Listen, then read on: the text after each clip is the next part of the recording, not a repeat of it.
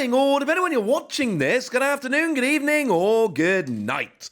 My name's Ross, and as always, told out of Voice of Radio. So today we got a surprise new EX from Battle Partners, one which I frankly didn't see coming, and I'm willing to bet most of you didn't see coming either. It's Dudunsparce EX.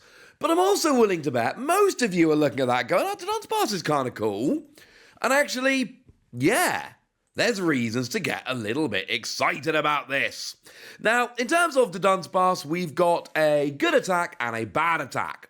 The bad attack is free colorless energy, 150 damage, and it's not affected by any effects on your opponent's active Pokemon. Cool. And to be fair, that's not actually a bad attack. There's plenty of times where this will end up being quite useful. If your opponent's trying to block you with something, I mean, classic example here is Mimikyu, but there's a million different ones out there. The point is, any of those Pokemon which stop EXs attacking or something along those lines, you can just be like, nah, mate, I get to go straight through. So it's not the main reason to play the card, let's be clear. But it does give you a built-in option against stuff like Mimikyu, and it's a stage 1 and it's free energy and it's frankly a little bit awkward. But if you find yourself against one of those annoying Pokemon that's trying to block you, this will actually have your back and it will help out quite nicely. So, you know, we still have that.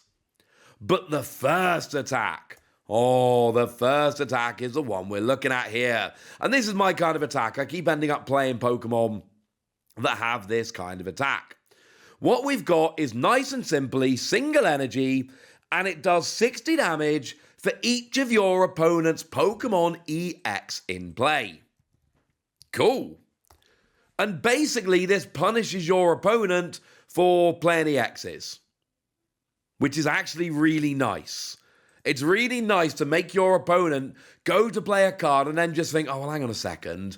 If I play this, is it going to come back to bite me? And the answer might be yes, because remember, we've got a bunch of things like, well, Squawkabilly, probably the classic example here. And Squawkabilly's got that phenomenal ability whereby it only works on your first turn of the game. But on your first turn of the game, you get to discard your hand and draw 6 cards. Phenomenal for early game setup. Problem is, Squawkabilly then basically sits there doing nothing for the rest of the game, so not only is it a 2-prize liability with low HP, and it's always been a low HP 2-prize liability, now you're looking at that going, well, hang on a second, that's an extra 60 damage for my opponent's Dudunsparce for the entire game. Or until you can get rid of it somehow. There's all kinds of annoying tricks your opponent can try and pull off here, using stuff like Area 0 Underdepths and then building up their bench, and then when Area 0 Underdepths gets removed, then you get to discard some bench Pokemon, and that means that you can get rid of one of those annoying EXs that's boosting up Dudunsparce's damage. But most of the time, it's going to be sitting there doing an extra damage, and it's going to make your opponent think. They are going to have to go into the game thinking, is it worth it? And some games, it's a no-brainer. You've got absolutely nothing. You've got to use Squawkabilly. And actually, that's all right because it's hurting your opponent. You're cool with that. But there's going to be other games where your opponent kind of needs Squawkabilly, but they can maybe do without it. The hand's not the best, but they can work with it. And that's going to be the kind of game where your opponent goes, you know what, I'm not risking Squawkabilly with Dudunsparce on the other side of the board. And now all of a sudden, your opponent is hurting their own setup, slowing their own setup for fear of what you might do later. That is one of the fun things we've got here. Another example would be Mew from 151. Really nice attack that can copy your opponent's active attack, but also really nice ability that draws until you've got 3 cards in your hand. Classic Pokemon you want to have just sat down there on the field, using it continually throughout the game. But now it's an extra 60 damage for the Dudunsparce, and a lot of the time your opponent isn't going to want to do that. And if you can make your opponent not use Squawkabilly, not play Mew, etc., for fear of you doing more damage, that's a good thing. And the thing is, against some decks, this is just going to absolutely wreck. Because take something like Raging Bolt. Well, Raging Bolt basically plays 2 Pokemon. They need Raging Bolt, which is an EX, that's their attacker. And then Teal Mask Ogapom, that's their support Pokemon, their engine. And oh yeah, obviously it's an EX as well. But you can't really just go with one Raging Bolt, because you need a backup to start building up so that when your active Raging Bolt goes down, you've got another attacker. And you don't really want one Teal Mask Ogapom, because it's your draw engine, it gets extra energy on the field. You kind of need two of them. That's really minimum. And that's assuming you don't use any Squawkabilly or anything like that. Well, that's 4 EXs. That's 240 damage. That's a KO on the whole deck. Against decks like Raging Bolt, this is going to be amazing. Now, the math basically goes 4 EXs, 240. That'll get basic EXs and below. 5 EXs, 300. That'll get anything except for Stage 2 EXs. And 6 EXs, 360. That'll get literally anything. And there will be plenty of decks that can limit their EXs a little bit. There'll be plenty of decks that can play 1 or 2 fewer EXs to try and stop you, I grant ya. But if we look at the best decks in Japan right now, it's stuff like Dragapult and Ceruledge. And sure, those are decks which are able to survive with, a couple fewer EXs here and there, but it's still going to be annoying. It's still going to be giving you a decent attacker. And even if you're not one-hitting, you've got decent HP. You've got 270 HP.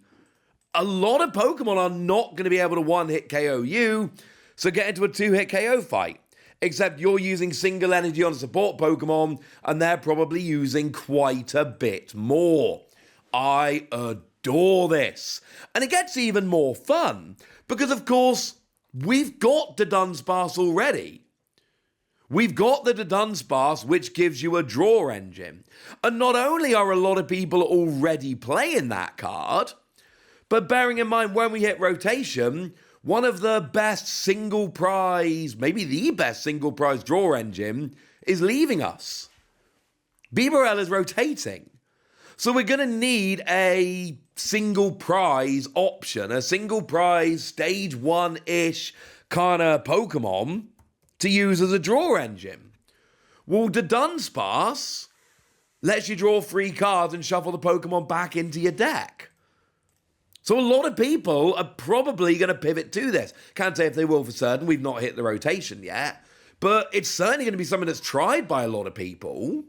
And if you're using Dudunsparce as a draw engine anyway, this is literally a 1-card tech. Play 1 Dudunsparce EX to go with the Dudunsparce you're already playing. Oh yeah, and it's also a single colorless energy to use the attack. So it's not like you can't use it. No, you can use it in any deck, because it's a single colorless energy. And that's my point here. Not only is it going to work against a whole bunch of decks, not only is it going to make your opponent think twice before playing that support EX they want to play, but it's also one of the most techable Pokemon imaginable. Making this a Dudunsparce is a huge decision on the point of Pokemon, because they're giving us all the ability to tech it into any deck super easily if we're using Dudunsparce as a draw engine. I've seen Dudunsparce as a draw engine a bit in this format, not a huge amount, but it's out there. But when we lose stuff like Bibarel and we are desperate for a new draw engine, you better believe more people are going to pivot to Dudunsparce, and maybe this is what puts you over the edge. Maybe you're thinking Dudunsparce, you're not quite sure, oh, hang on a second. Because I can use this, maybe Dudunsparce as a draw engine actually becomes worth it. But I know what you're thinking. Wassy mate, this all sounds great. Wouldn't it be better if we had a way to force our opponent to bench Pokemon that they'd rather not bench, so that we can fill up their bench and we're not relying on them benching their EXs, we're forcing them to bench their EXs? Yes, that would be great. How about my Milotic and the ability Lifeboat? Once during your turn, when you evolve into this Pokemon, each player puts a basic Pokemon from their discard pile onto their bench. Now, admittedly, that is your opponent's choice, but imagine a world where they've only got Squawkabilly or other basic EXs in the discard. There are times you can play this and your opponent technically has a choice, but they don't actually have a choice. And that's where you get them, ladies and gentlemen. That's where you get them. They discard Squawkabilly because they're not falling for that. You make them bench it, and oh yeah, they haven't even got the use of Squawkabilly. They've just lost it. Or, and I think this is the better option here, I adore this, Accompanying Flute. It's an item card. Your opponent can't see it coming like they can with a Milotic. And Accompanying Flute says, reveal the top 5 cards of your opponent's deck. You may choose any number of basic Pokemon you find there and put them on your opponent's bench. And your opponent is often just going to not bench Pokemon to try and get around Dudunsparce, and you're like, ha, now you've got bench space freaks you've not been benching. In your face. Love this card. I'm giving this 4 Wassies, and honestly, I think that might be slightly misery.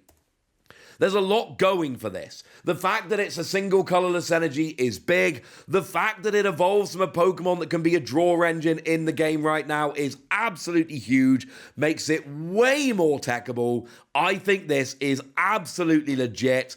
And if Dudunsparce becomes a draw engine, I think this is going to be a Pokemon we see a lot of.